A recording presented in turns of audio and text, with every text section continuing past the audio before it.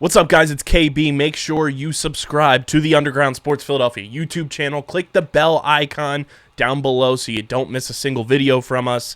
And thanks for tuning in to another video from Underground Sports Philadelphia. Now let's get into it. Philadelphia, baby, you're going to love it. Best sports fans in the world. Actually, the worst, but that's what makes them the best. What is going on, everybody? Welcome into a miserable Monday edition of Underground Sports Philadelphia, presented by the city of Vineland. It's KB coming at you solo dolo as the Birds had Sunday Night Football, so Patty Pitts gets the night off and gets to enjoy and wallow in the Patriots being eliminated from the postseason. But you get to be joined by me and get your frustrations out as the Eagles drop an abysmal performance to the Dallas Cowboys on Sunday Night Football. We'll talk that. We'll talk Shohei Ohtani. We'll talk whatever. We'll talk some Flyers as well. At least there's a little bright spot there. How you doing? Keep it moving. But obviously primarily a miserable Monday edition of Underground Sports Philadelphia with the Eagles losing to the Cowboys. 2 straight losses now. Drop out of first place in the division. Drop out of first place in the NFC. And a lot of self-reflection needs to happen. A lot of things need to be addressed. And it's not just one phase of the ball. It's the entire team, as Jason Kelsey once said. It's the whole team. So we'll talk about the entire team. We'll talk this game. But before we get started, make sure you guys are following us on the socials at Underground PHI. That's on Twitter, Instagram, TikTok, Threads. We're trying to be a little more active on Threads. I'm seeing a lot of benefits to it. And obviously our F1 podcast with Casey and Owen has done phenomenally growing a community over there on Threads. But there's a lot of new added features on Threads that make it a lot more functional for what we do here for this show. So go follow us on Threads. Facebook.com/undergroundsportsphi, Twitch.tv/undergroundsportsphi. You can follow me on Twitter at KBIZZL311 and on Instagram at KBIZZLE11. Subscribe to the podcast feed on Apple, Spotify, or wherever you decide to consume your podcasts in audio form from. Leave a 5-star review. It goes a long way for helping this show continue to grow. Helps more people find the underground community. Helps us build this podcast up to where we believe the potential it can be at. So continue subscribing. Be a friend, tell a friend. Leave 5-star ratings and reviews. And let's take over the podcast space in 2024 as we head into this final stretch of 2023. But go subscribe. It really does mean a lot if you subscribe on audio. And, of course, it means a ton if you subscribe to our YouTube channel, youtube.com/@undergroundsportsphiladelphia. That's where you get full video episodes of this show twice a week. Mondays, Thursdays, they go out on YouTube. Usually on Mondays, it's with myself and with Pat Pitts, or just myself. And then, of course, the Thursday episode gets recorded live on Wednesdays on twitch.tv/undergroundsportsphi. And then it goes out everywhere else on Thursdays. And that show is with myself and Matt Castorina. You also get full video episodes of every podcast on our network. You get live streams, shorts, clips, original video content. It's all on our YouTube channel. We are on that road to 700 subscribers before the ball drops on New Year's Eve. If you guys can get us to 700 subscribers before the ball drops on New Year's Eve, we're sitting pretty with our goals for our YouTube channel moving into 2024, which means we'll probably hit 1,000 subscribers early on in the new year, which would be electric. Right now, we're at 664 subscribers. Let's get to 700 before the ball drops. We have about 3 weeks.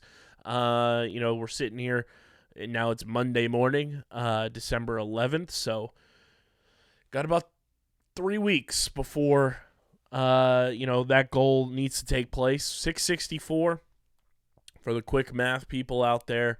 I know math is hard when it's this late at night and the Eagles are coming off a loss, but we need 36 more of you to subscribe to the YouTube channel before the ball drops on New Year's Eve. Let's make that happen. That's very attainable, very much in the cards to happen, and we'd love more of you to subscribe as well. So continue subscribing.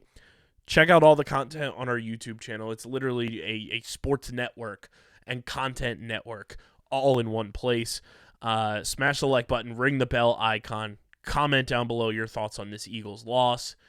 And like I mentioned, this show is presented by the City of Vineland, our awesome presenting sponsor, our hometown. The City of Vineland Municipal Calendar features city-organized, city-sponsored, and city-affiliated events that are of public interest. The calendar, which is accessible at vinelandcity.org, is a good way for residents and visitors to build awareness, remain engaged with city government, and participate in local events. You can also follow the City of Vineland on social media via their Facebook, Instagram, LinkedIn, and YouTube pages. And through these tools, you can stay connected to the community and get important announcements about programs and services offered by the city. Vineland, New Jersey, where it's always growing season.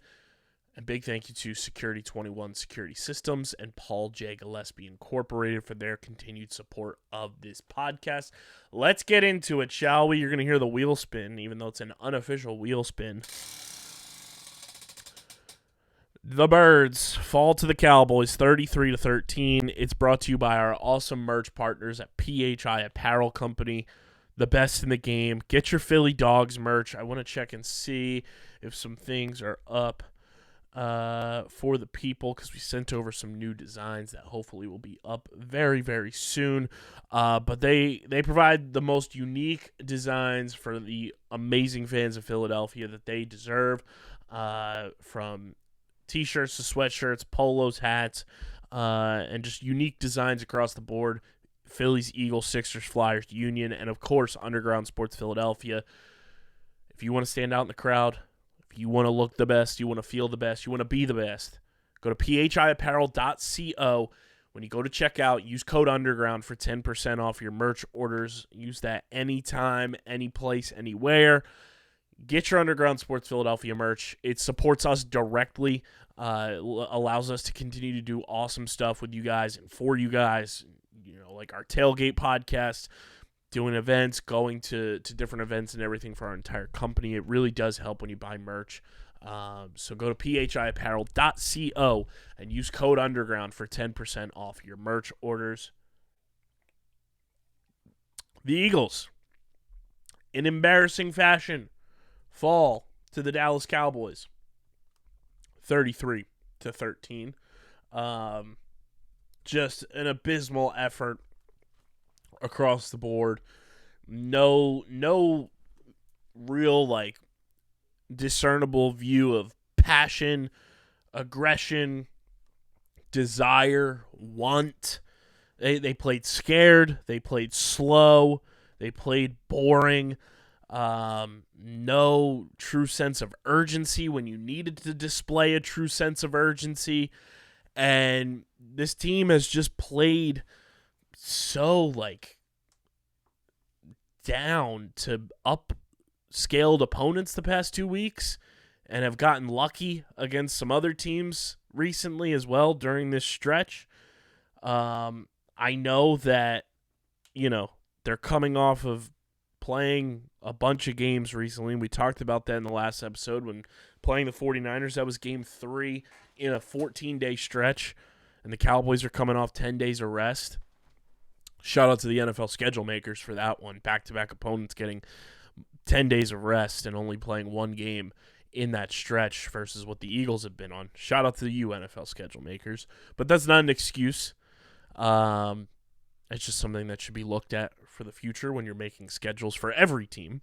But just no sense of urgency, no sense of swagger and arrogance and confidence that this team has played with throughout last season and this season. It just feels like everything is so mechanical and so forced and so just it's robotic, and there's no fluidity to the offense. The defense has been atrocious in the back seven. When you're relying on your front pass rush and your defensive line to do the entire work for you, it just isn't going to work out week in and week out. The offense, though, I'll start there. The play calling has really been atrocious.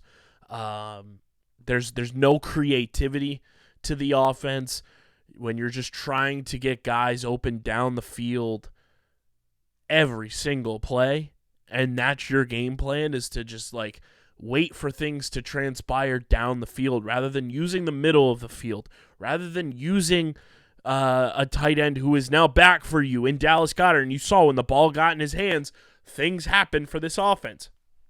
He was able to use his strength, his power, and his physicality to move the ball after the catch.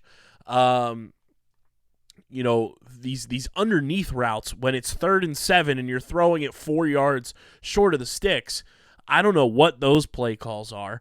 Devontae and AJ had horrific games tonight.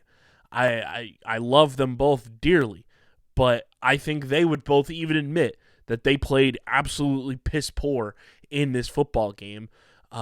Uncharacteristic drops, uncharacteristic and atrocious fumbles, and just no sense of like moving on from those plays. Like, it felt like those plays like just like lingered with them, and it's so uncharacteristic for this football team. It's such a strange thing to see from them that traditionally I feel like we don't see. And just Brian Johnson feels so in over his head. It's so evident that he's a rookie play caller. It's so evident that he's a rookie offensive coordinator, and the creativity is not there. The utilization of the middle of the field is not there.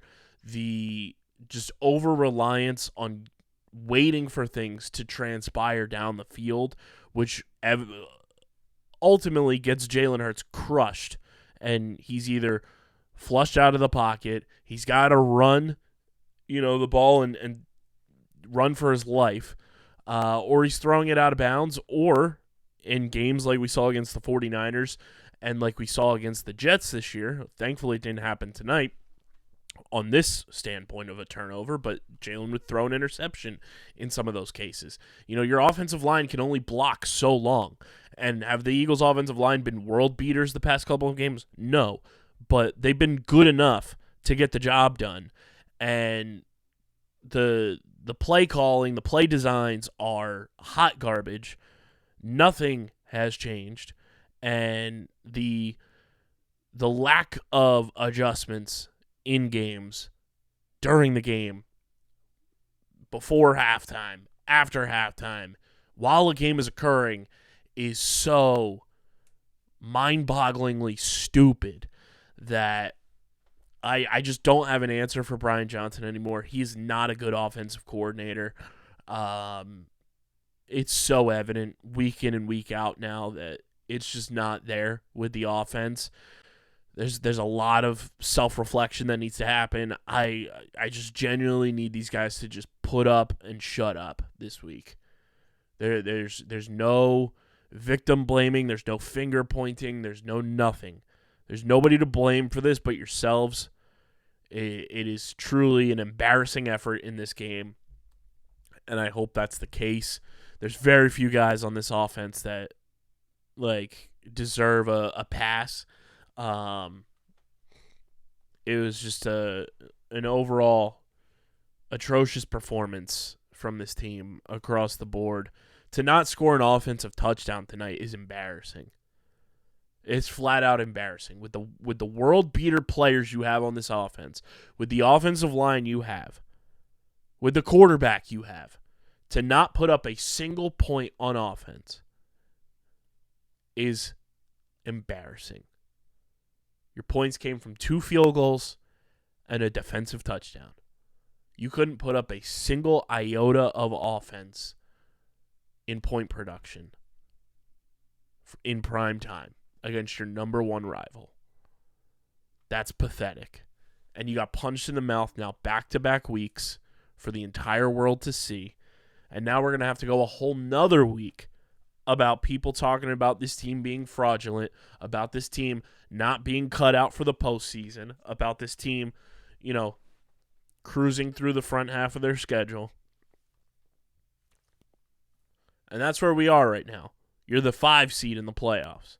And sure, you have some tiebreakers down the line because the Cowboys have a difficult schedule down the line. The 49ers have a couple tough games down the stretch as well. So there's still plausibility for you to get the 1 seed and win the division if you win out. But that's what it comes down to now. You have to win out. And, for a while it felt like, hey, maybe week 18 we can rest the starters because we won't have to play them because we'll have things locked up. We'll have to play on that horrific MetLife Stadium field that is just a death sentence. I don't know what it is with this team offensively, but they have a lot of things they need to figure out. A lot. And it needs to come quickly. You have the Seahawks in Seattle on Monday Night Football, so you get an extra day of rest this week coming up because that game got flexed. And then you got Christmas Day in Philadelphia. And you best believe, I don't even know if you win that Seahawks game, if you're not going to hear the boo birds like crazy come Christmas Day. So you better win in Seattle with style points and put it out there that we back up. Otherwise, Christmas Day, you're going to be hearing boo birds. And then you have the Arizona Cardinals, a team that you should beat, but they're going to be trying to play spoiler. And then you got to play the Giants the last week of the season as well. I don't know what the answer is offensively, but a lot of things need to get fixed, and I don't know if there's enough time to get them fixed because Brian Johnson seems to have his head up his ass and doesn't know how to scheme a competent offense in the year of our Lord 2023, and it drives me absolutely insane watching it. And I'm not saying I'm a play-calling genius at the NFL level, but as somebody who is in a broadcast booth during football season at the high school level, and I can watch high schools scheme up better offenses than what Brian Johnson has done, that's saying something. I've seen more creative high school offenses in South Jersey this year, being in a broadcast booth, than I have from Brian Johnson. It's too long to have these plays develop, and you're just banking on Hail Mary home run type of plays, and that's just not how you win in the NFL. It's just not how you win. It's so evident that Brian Johnson is trying to implement a college type of scheme for a lower end SEC type of school, and that's just not how you win in the NFL. That's just not how it gets done. So a lot needs to be fixed there. The defense. The pass rush wasn't as good as you'd want it to be, obviously, because the Cowboys did every fucking thing possible against you. But there were some bright spots. Fletcher Cox's strip sack that led to Jalen Carter's first career touchdown was pleasant. That was nice to see, and it felt like a momentum-shifting play that momentum just didn't shift whatsoever. But that was nice to see. Hassan Reddick got in there with a sack. Josh Sweat had some pressures. But, man, the linebackers in the secondary were rough. And there was some stuff with the refs there. That pass interference call on Darius Slay was bogus. Reed Blankenship gets hurt in this game and has a concussion. He's in concussion protocol now, so he didn't finish the game. But my God, the piss poor tackling that this defense displays week in and week out blows my mind. I have seen Pop Warner level kids tackle better than this Eagles defense. The way that this team just thinks they're playing flag football, I don't know if they're gearing up for the 2028 Olympics and trying to be on the flag football team for Team USA or whichever country they want to represent in the Olympics. fair game, obviously. But, like, my goodness, the tackling is abysmal. Abysmal. And it's so evident. Like, every team we play, their defense tackles so much faster, harder, stronger, and follows through with their tackling far better than the Eagles have all year. I don't know what it is. I don't know what Sean Desai like preaches in practice, but it's certainly not tackling because the Eagles have no fucking clue how to tackle properly. You let running backs run 5 yards up the gut and then continue to run because you can't wrap up. It's absolutely maddening to see how this team, who are all professionals, are in the 1% of the 1% of pro athletes, and they don't know how to wrap up and tackle. It's so crazy to me. Like, I don't understand it. I need somebody to break that down to me like I'm 5 years old to explain why the Eagles defense has no fucking clue how to wrap up and tackle in the year of our Lord 2023. Please explain that to me because it is absolutely mind-blowing, mind-numbingly frustrating that this team can't tackle. And they can't get off the field on third down. 3rd and fucking 17 and they're picking up first downs. 3rd and 20 and they're picking up first downs. You stop them on 3rd down, they go for it on 4th and 2 and they pick it up. Like, the fact that you can't tackle and get off the field is why these teams are putting up so many points on you. And then when the offense goes 3 and out, the defense is already gassed. And it's the same cycle over and over and over and over and over again. It is truly insanity. I just don't get it with the defense. You know, we've gone far too long this season talking about, oh, the defense did their job. The defense did their job. Well, the defense the past 4 weeks have barely or failed to do their job. And this team needs to look themselves in the fucking mirror and figure out what they need to do to get better in a fast amount of time. Because January's coming real quick.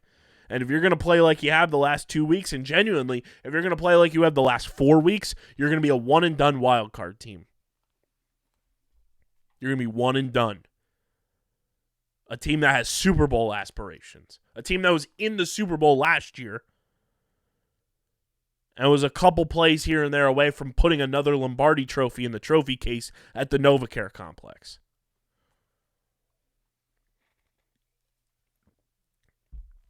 It's embarrassing. Wrap up. Learn how to tackle. Like, there needs to be a reverse jugs machine for these guys to learn how to tackle. Go and launch yourselves at the foam crash dummies all week. Learn how to wrap up. Wrap up properly and fucking tackle. Because I'm sick and tired of watching these not even half-assed. They're 1/8-assed attempts at tackling. It drives me crazy. It drives me absolutely insane. Special teams did a majority of the work tonight outside of Josh Job's mind-numbingly stupid penalty on the punt return, touching the ball. It's pretty pathetic when our one of 2 highlights in this game was a fake punt pass on 4th and 2 to keep a drive going that resulted in next to nothing. Braden Mann with the fake punt pass to Olamide Zaccheaus, which was really friggin' cool. Caught everybody off guard. Everybody watching at home. Everybody in that stadium. Everybody on the field. It was cool. It was cool to see the bag of tricks kind of opened up on special teams. Jake Elliott did his thing. But man, this game was putrid, pathetic, and there's no excuses for it. And for the crowd out there, I'm gonna get to this once I talk to you guys about our pals over at FOCO. FOCO is the leading collectible distributor out there. Hands down, number one. And they just launched velour tracksuits. Yes, I want you to picture just beautiful, just flowing, velvety velour tracksuits with the Philadelphia Eagles logo on them. Both the midnight and Kelly green. Landon Dickerson wore it walking into the game today. I need to get a pair. FOCO, you can't tell me that I wouldn't look absolutely gorgeous in that velour tracksuit. Come on. Tell me I wouldn't look amazing in that velour tracksuit. I would look absolutely spectacular. I'd be wearing that thing everywhere because it looks so comfortable. It looks so soft. Get yours now. It's never too late. Treat yourself. The link is in the description. Check out everything they have to offer. They've got awesome Eagles Christmas sweaters that I've seen a bunch of my pals getting from FOCO. FOCO, hook your boy up. You know I'd be rocking that Christmas sweater right now if it was in my possession. I'd be wearing that every day for the rest of December.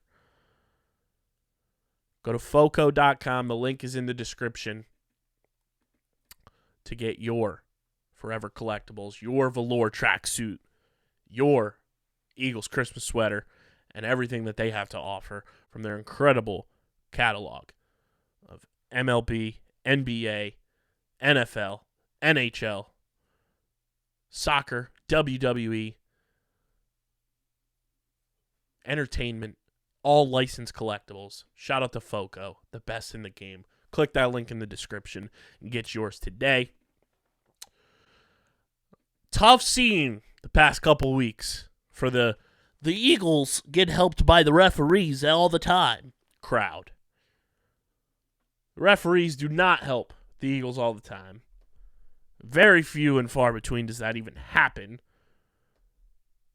Because tonight, too, to put it in perspective, penalties called.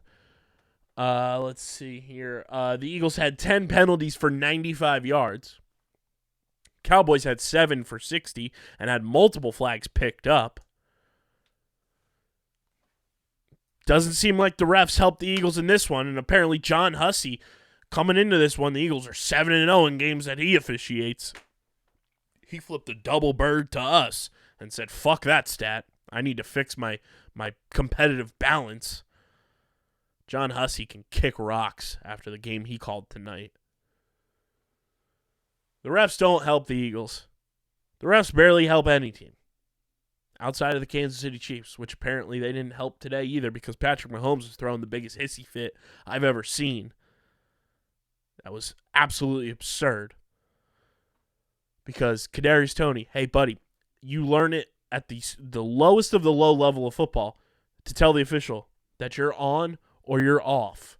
He was clearly offsides because the official will tell you, hey, you need to back up. Hey, you need to move forward. He clearly didn't check on or off, and that's why the penalty was called, Patrick. Embarrassing from him. We could be the Chiefs. We could be the Chiefs right now. Current 2023 Chiefs. But we're not, thankfully. But the referees don't help the Eagles. I'm so sick of that narrative. It's so ridiculous. I don't even know where it came from. But the referees have never helped the Eagles.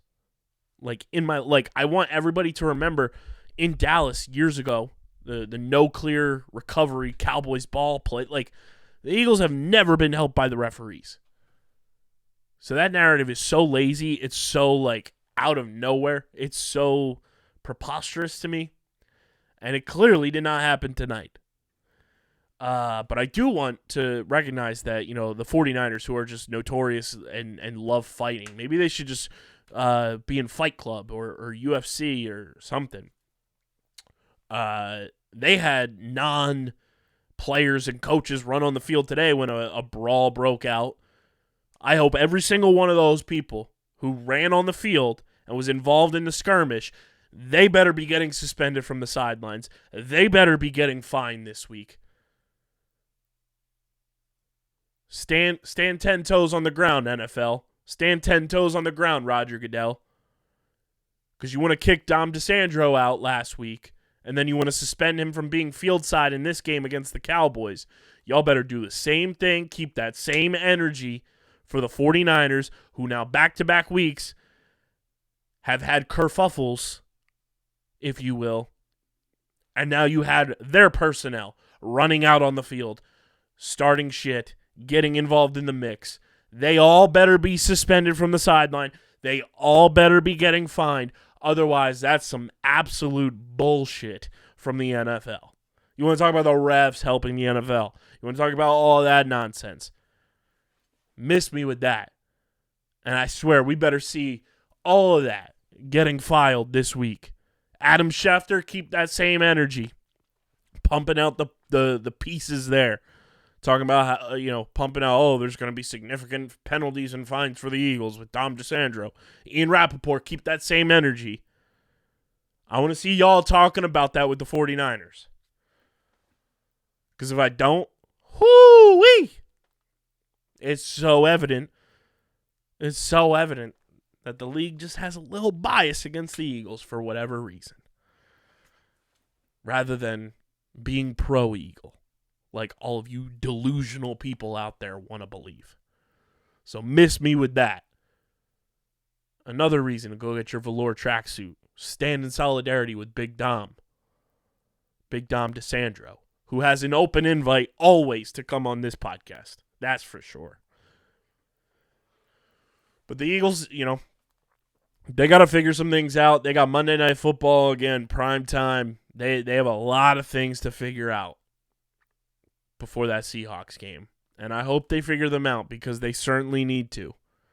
Because it does not get easier in the quest for the number one seed. It's the Cowboys, upcoming games. They've got the Bills in Buffalo, the Dolphins in Miami. They host the Lions, and then they go to Washington. Tough schedule there for the Cowboys, I'll say that. But the 49ers, in terms of the one seed quest, they go to Arizona. Arizona Cardinals, come through. Please come through. Then they're home on Christmas against the Ravens. Ravens, Bird Gang, rise up, let's go. Then they go to the Commanders, and then they host the Rams. And the Eagles have the Seahawks, the Giants, the Cardinals, and the Giants. A lot of things to figure out, but you control your own destiny at the end of the day. It's just a matter of, do you want to play with that fight and that urge and that fire and that desire to come away with what you feel like you have earned and deserved this season, which is the number one seed, a division title, and a chance to go compete for another Super Bowl. Figure it out, boys. Figure it out. We'll see you on Monday. So yeah, let's talk some Shohei Ohtani, and it's brought to you by our pals over at Tomahawk Shades, the best small batch eyewear in the game, from sunglasses to blue light glasses to prescription lenses, and of course this time of year they got the ski goggles. Tomahawk Shades has you covered for a fraction of the price of the big eyewear companies. We've been rocking with Tomahawk Shades, and they've been rocking with us for years now. Best sunglasses I've ever owned. Best blue light glasses I've ever owned. I wear the blue light glasses when I'm editing podcast episodes to protect my eyes from those blue light rays. I wear them when I'm watching TV, when I'm watching games. I wear the sunglasses when I'm out and about on the road, going to work, wherever it may be. If I'm outside, I'm rocking my Tomahawk Shades. The best in the game. They fit and feel great, and like I said, it's a fraction of the cost of the big eyewear companies. You guys can go to TomahawkShades.com or download the Tomahawk Shades app in the App Store or Google Play. And when you go to checkout, when you fill up your cart with everything you need, go to TomahawkShades.com, download the app, fill up your cart, and use code USP at checkout for 25% off your order. That's TomahawkShades.com, or download the Tomahawk Shades app in the App Store or Google Play and get 25% off with code USP at checkout from our pals at Tomahawk Shades. Shohei Ohtani signs a 10-year, $700 million deal with the Los Angeles Dodgers. He's going to the other LA team. He's coming to the National League. Duped the Blue Jays, allegedly. And Shohei, now a Dodger. How does that impact my feeling on the Phillies' chances of winning a World Series over the next decade? Not too much, honestly. Yes, Shohei is a great player. He's a fantastic player. Has Shohei been on a team with Mike Trout since his career started in Major League Baseball? Yes. What have the Angels done in Shohei's tenure with the Angels? Nothing. What have the Dodgers done with Mookie Betts and Freddie Freeman on their team? Nothing. Sure, you add Shohei to the mix. Are the Dodgers going to still be a very good baseball team? Yes. You gotta prove that you can win, though, and the Dodgers have not proven that they can win outside of a Mickey Mouse playoff year when the format is different than what it is, and the Dodgers are perennially known as chokers, and Shohei's just teaming up with a team that is perennially known to choke. Will it fix things? Who knows? That remains to be seen. But the Dodgers get a world-class talent, and world-class talent helps, for sure. But one guy doesn't result in you winning a World Series. It's a total team effort. It's a grind. It's a 162-game regular season marathon coupled with the playoffs. You got to be in it to win it. The Dodgers have pieces. I don't think they have a complete team. That's the thing with the Dodgers. They don't have a complete team. You have Mookie Betts, you have Freddie Freeman, you have Shohei Ohtani, who can't pitch this year, by the way. Will Smith is a nice player at catcher. I think he's very good. I think he's very talented. Probably the 1A catcher behind JT in the National League. Max Muncy has his moments. But outside of that, like, realistically, what do the Dodgers have right now that scares you as a total team effort? Like, their pitching is the reason they got bounced in the playoffs and got absolutely embarrassed by the Diamondbacks. And nothing really feels like it's going to be... Sure, Walker Buehler's back this year, and he's great, but that's once every fifth day. Their bullpen is not that special. I mean, the Dodgers have a lot more work to do if they want to feel like they're World Series contenders. Like, I feel like so many people seeing the Shohei Ohtani news, and like I said, he's a world-class talent. I love Shohei. But he's one guy. And we've seen that here in Philadelphia. When you sign one guy, it doesn't change everything. You need multiple guys. You need multiple stud pitchers. You need bullpen. We've seen that here in Philly. The Phillies signed Bryce Harper, who is a world-class talent. Just signing Bryce Harper didn't get the job done. You had to go and get JT Realmuto. You had to go and get Kyle Schwarber. You had to go and get Nick Castellanos. You had to go and get Trey Turner. You had to go and sign Taijuan Walker. You had to go and sign Zach Wheeler. It's a total team effort. You had to build a bullpen. You know, it's not one guy that helps you become the end-all, be-all type of team. Are the Dodgers going to be a juggernaut? Probably. Are they always a good regular season team? Yes. Prove it to me in the playoffs. That's when it matters most. I've never seen the Angels work so quickly to do anything than take the Shohei mural down outside of their stadium. Embarrassing franchise. Who knows what happens with Mike Trout now. And it feels like baseball's offseason's now officially started because Shohei is off the board. So now I feel like every other player can go and get signed. And we'll see what happens, you know, the rest of this offseason. And we're 2.5 months away from spring training, which is unreal to think about. It's fun that spring training creeps up this quickly when your team is in the playoffs now and, you know, your season comes to an end in October and November rather than in September. So it's fun. It's fun that spring training's close, and that means warm weather's close and all that good stuff. But Shohei signs, and it feels like Major League Baseball's offseason has officially begun. So congrats to Shohei. He deserves every dollar. He deserves every dollar of that. He's a once-in-a-generation player. I don't think anybody else would say otherwise. Quickly, let's talk about the Philadelphia Flyers. It's brought to you by our pals over at Kenwood Beer, the official beer partner of Underground Sports Philadelphia.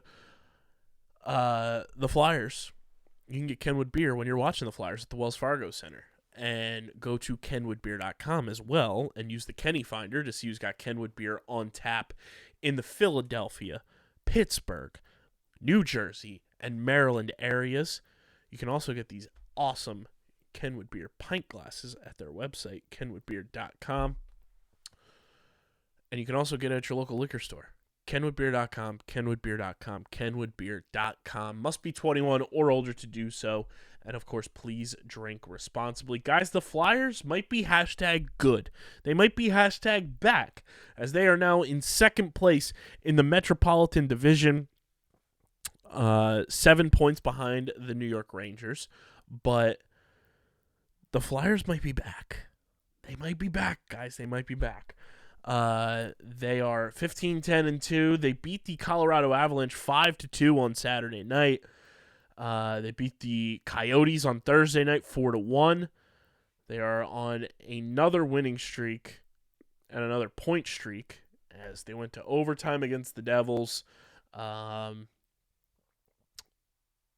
win in the shootout against the Penguins last Saturday. They beat the Penguins in overtime on Monday.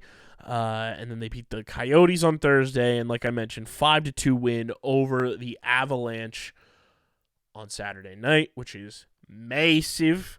Then they have the Nashville Predators on Tuesday in Nashville before they come home on Thursday to play the Capitals, and then on Saturday to play the Red Wings. The Flyers are playing good hockey right now. It's fun, it's cool, it's exciting, and am I hashtag all the way back in? Not exactly, but I'm paying a lot more attention to the Flyers than I have in years past. The players coming out and saying, nobody wants us to win. This is a good thing. They got a chip on their shoulder.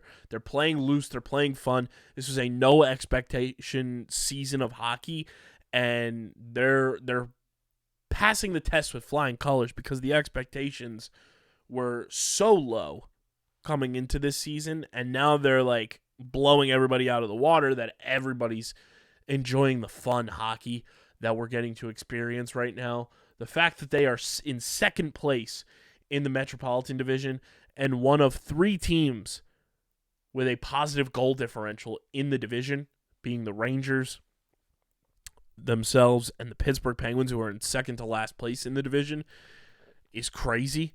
Flyers have a plus 10 goal differential. The Rangers have a plus 15. So, if the playoffs started today, the Flyers would be in this thing. With 32 points, they'd be the 4 seed in the playoffs. I want to say that's how it would be because the Bruins, the Rangers, both have 39 points. The Panthers have 36. Flyers have 32. I guess it would come down to tiebreakers because the Maple Leafs and Red Wings also have 32. But, the Flyers would be in the mix, and that's super fun. That's super exciting, and potentially maybe we have playoff hockey this year. That would be crazy with this team. It'd be crazy. There's no veteran that's really like the spotlight. It's a total team collaborative effort right now, which is very fun. The young guys are playing well, and that's what you want to see from this team. That is the whole point of this reset, this rebuild, this new era of orange and black, if you will, is to prove that like the young guys are this next generation of Flyers hockey, and you have guys coming. Michkov will be here eventually once his contract with the KHL is up. You're gonna have other guys coming in, and you have the veterans not so much being the primary providers. They are your complementary pieces right now in Cam Atkinson, in Aristolainen, in Scott Lawton. and the rest of those veterans that are on this roster that in years past, traditionally, they would be the guys that you're relying on game in and game out to provide for you. And, Travis Konechny right now is on pace for 48 fucking goals, guys. That's crazy. That's crazy. It's like a lot is coming together. It's fun to watch this team. They've got a lot of good stuff going on right now, and the Flyers are fun. They're #fun. It is mid-December, and typically we're done talking Flyers by the end of October because of how things have gone. But this is exciting. It's fun hockey, and I'm looking at this team right now on their player profiles on Google, and I'm going to try to pop this in for everybody watching on YouTube. If you're not watching on YouTube, you should at this present moment. But Garnet Hathaway, a guy who nobody knew coming into this season, his Google headshot is one of the funniest things I think I've seen in quite some time. That's amazing. Garnet Hathaway, open invite to come on the show just because of your Google headshot. But I mean, the Flyers are fun. They're fun. And, open invite to any of the Flyers to come on the show. I would love to have some of these guys on. They just seem fun. They're super, enjoyable. They're very likable. And it feels like the Flyers, for the past decade, it's been hard to, have, a likable presence around them because it's been so up and down. It's been so rocky. But these guys are playing loose. They're playing fun. The dog mask is awesome. And fun hockey is what we yearn for, and we've got it right now. So let's enjoy it. Let's enjoy what we have with this Flyers team, and hopefully they keep it pushing, against Nashville, and keep things going into the new year with good vibes, good intentions, and making hockey what it needs to be in this town. Because when the Flyers are good, there's no more rabid fan base in hockey than the Philadelphia Flyers, and that's what we've been waiting for since we started this podcast. We had the bubble year. That was the highlight of Flyers hockey. Let's have some fun hockey this year. Maybe we'll do some live pods in Philly for the Flyers. Who knows? Let us know in the YouTube comment section if you'd want that, because that would be absolutely electric if this team continues to perform the way that they are. I'm kind of in. I'm like a 6.8 out of 10 in on the Flyers, which is huge for me. That's huge for this podcast. Let's keep it rolling. Let's go Flyers. Let's keep it rolling, boys. As John Tortorella said, we got balls. We got balls, baby. That's all I got for you guys on this episode. Make sure you're following us on the socials at UndergroundPHI on Twitter, Instagram, TikTok, Threads, Facebook.com/UndergroundSportsPHI, Twitch.tv/UndergroundSportsPHI. Subscribe to the podcast feed on Apple, Spotify, wherever you get your podcasts. Leave a 5-star review. It goes a long way. I promise you guys, leaving those reviews and subscribing on Apple and Spotify truly helps us grow. So keep doing it. Get your friends and family to do it. Get their friends and family to do it. And let's grow this underground nation. We don't have a name for our fans, too. Leave in the YouTube comment section what our listeners and fans should be called. Because that would be fun to develop this year. To kind of give you guys a tagline, a name for our fan base. You can follow me on Twitter at KBIZZL311 and on Instagram at KBIZZLE11. Subscribe to the YouTube channel, youtube.com/@UndergroundSportsPhiladelphia. We are 3 weeks away from the ball dropping on New Year's Eve, and we are 36 subscribers away from hitting our end-of-year goal as a company for our YouTube channel at 700 subscribers. Let's keep this growing. Let's keep it moving. You get full video episodes of this show twice a week, full video episodes of every show on our network, live streams, clips, shorts, original video content. It is a one-stop hub for Philly sports. Survivor. I know we haven't talked much on it because I haven't been able to catch up because my life has been hectic, but normally, Survivor. Lacrosse, pro lacrosse, NLL, PLL, college lacrosse, pro golf, Formula One, streaming platform, TV and movies, professional soccer, all happening on our YouTube channel. It's crazy. That is a one-stop television channel for you. YouTube.com/@UndergroundSportsPhiladelphia. And like I mentioned at the top of the show, get your merch, phiapparel.co, code underground for 10% off. And this show is presented by the City of Vineland. And whether you're a company looking to expand, relocate, or you're a new business startup, selecting the right location is critical to your success. Vineland, New Jersey offers both an affordable business location and an excellent quality of life. The city's economic development department is a one-stop source for moving your project through the development and approval process. And their goal is to make this process as smooth as possible and to provide the fastest turnaround times in the region. If you're considering potential locations for your operation, contact the Vineland Economic Development Team at 856-794-4100. That's 856-794-4100. Vineland, New Jersey, where it's always growing season. And big thank you to Security 21 Security Systems and Paul J. Gillespie Incorporated for their continued support of this podcast. This has been episode number 593 of Underground Sports Philadelphia, a miserable Monday episode. Hopefully we gear back up and right the ship. Got to beat the Seahawks. Got to beat the Seahawks. Phillies, let's go sign somebody. And Flyers, keep winning. I'm your boy KB. We'll talk on Wednesday night, live pod, myself and Matt. We'll talk about the boy, Dom Ponteri, one of our OGs, getting married on that episode because both of us were there. We'll talk about the wedding and talk about the boy, Dom. But until then, we're getting the heck up out of here, and we are signing off. Peace.